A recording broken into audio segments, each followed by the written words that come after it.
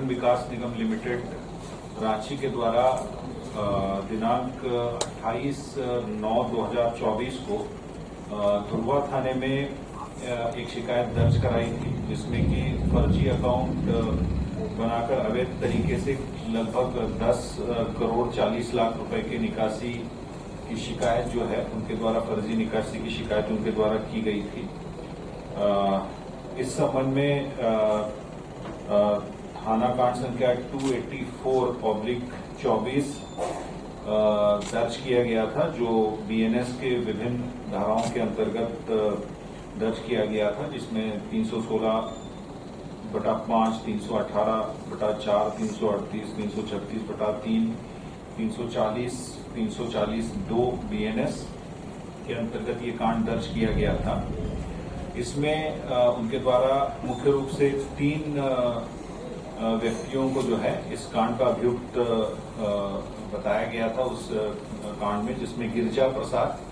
जो कि जेटीडीसी के ही कर्मी हैं, आलोक कुमार ये भी जेटीडीसी के कर्मी हैं, इसके अलावा अमरजीत कुमार जो कि तत्कालीन शाखा प्रबंधक कैनरा बैंक निफ्ट शाखा हटिया, इन 3 व्यक्तियों के विरुद्ध उनके द्वारा कांड दर्ज किया गया। इस कांड में जिला पुलिस के द्वारा अनुसंधान किया जा रहा था। उसके पश्चात दिनांक 4/10/2024 को सीआईडी रांची के द्वारा इस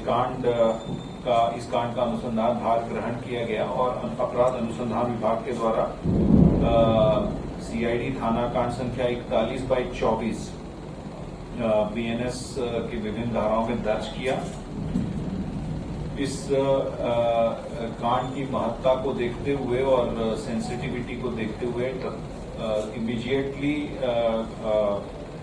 महानिदेशक एवं पुलिस महानिरीक्षक महोदय के द्वारा जो है इस कांड के अनुसंधान के लिए एक एसआईटी का गठन किया गया, जिसमें मुख्य रूप से ऋषभ कुमार झा जो एसपी एटीएस है और उनके साथ में 3 सहायक पुलिस अधीक्षक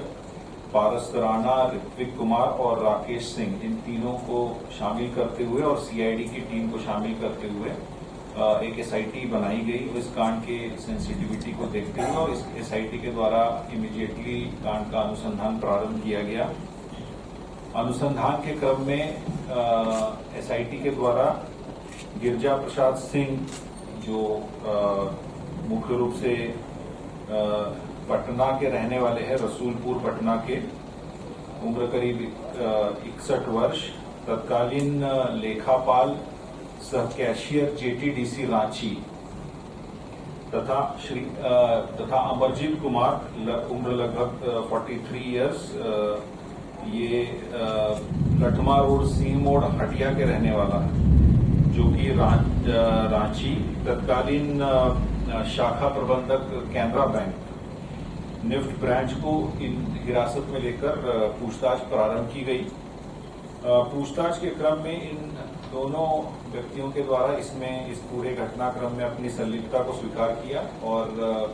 इस फर्जीवाड़े में उनके द्वारा जो अन्य सहयोगी है उनके बारे में भी काफी डिटेल जानकारी एसआईटी को दी। उसके बाद एसआईटी के द्वारा अन्य जो जिनका संदिग्ध व्यक्ति थे उनसे भी लगातार हिरासत में लेकर पूछताछ की जा रही थी, और जो अन्य साजिशकर्ता है जिनके बारे में उपरोक्त 2 व्यक्तियों के द्वारा बताया गया था कि उनके सहयोगी थे, उन्हें भी हिरासत में लेकर कई सारे लोगों से पूछताछ की गई, फर्दर वेरिफिकेशन किया गया।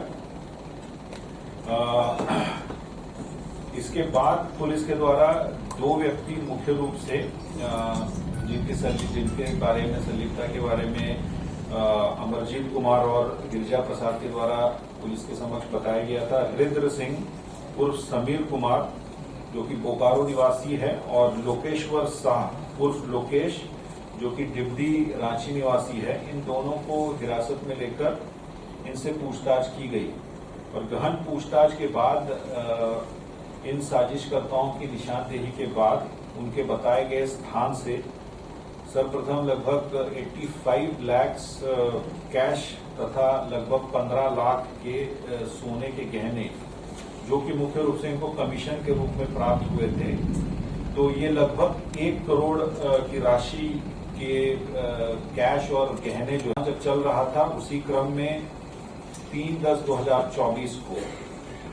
GM finance Jharkhand tourism development corporation limited के द्वारा 10.4 करोड़ तथा झारखंड विद्युत वितरण निगम लिमिटेड के मास्टर ट्रस्ट के द्वारा 9 करोड़ रुपए के धोखाधड़ी कर फर्जी अकाउंट से निकासी के संबंध में शिकायत जो है वो national cyber crime reporting portal जो NCC-RP है उस पर दर्ज कराई गई। साथ ही साथ दिनांक 4/10/2024 को झारखंड ऊर्जा उत्पादन निगम लिमिटेड के द्वारा 40.5 करोड़ तथा झारखंड विद्युत वितरण निगम लिमिटेड के मास्टर ट्रस्ट के द्वारा 56.5 करोड़ के राशि की फर्जी अकाउंट के द्वारा निकासी किए जाने की शिकायत पोर्टल पर दर्ज कराई गई। इन सभी जो शिकायतों के आधार पर अपराध अनुसंधान विभाग रांची के द्वारा कांड दर्ज कर SIT के द्वारा अग्रतर अनुसंधान किया जा रहा है और विभिन्न इस सरकारी राशि को विभिन्न बैंक अकाउंट्स में फ्रीज करने तथा छापामारी की जो अग्रतर कार्रवाई है वो अनुसंधान के क्रम में हो रही है। अभी तक जो है SIT के द्वारा अनुसंधान में जो विभिन्न फर्जी अकाउंट्स है और जो व्यक्ति इसमें शामिल है उनके पास से 39 करोड़ 70 लाख की लगभग की राशि जो है विभिन्न अकाउंट्स में फ्रीज की है। अनुसंधान के क्रम में लगभग ऐसे 300 के करीब फर्जी अकाउंट्स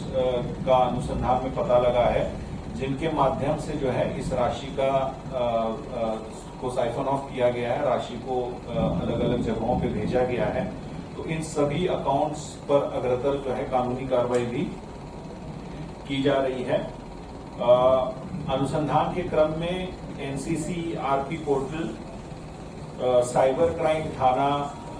जो रांची CID, इनके द्वारा I4C जो Indian cyber crime coordination centre के साथ में I4C के साथ में तथा विभिन्न बैंकों के साथ में लगातार समन्वय स्थापित करते हुए कोऑर्डिनेशन बनाते हुए अग्रतर अनुसंधान किया जा रहा है और ऐसे फर्जी अकाउंट्स को फ्रीज करने की कार्रवाई की जा रही है। साथ साथ और भी ऐसे कई सारे फर्जी अकाउंट्स हैं, उनके बारे में अभी भी सत्यापन हो रहा है और कई सारे अकाउंट्स के बारे में जानकारी भी प्राप्त हो रही है। इसमें सबसे ज्यादा अभी तक जो जानकारी प्राप्त हुई है उसमें सबसे ज्यादा फर्जी अकाउंट जो है वो उत्कर्ष स्मॉल फाइनेंस बैंक में खोल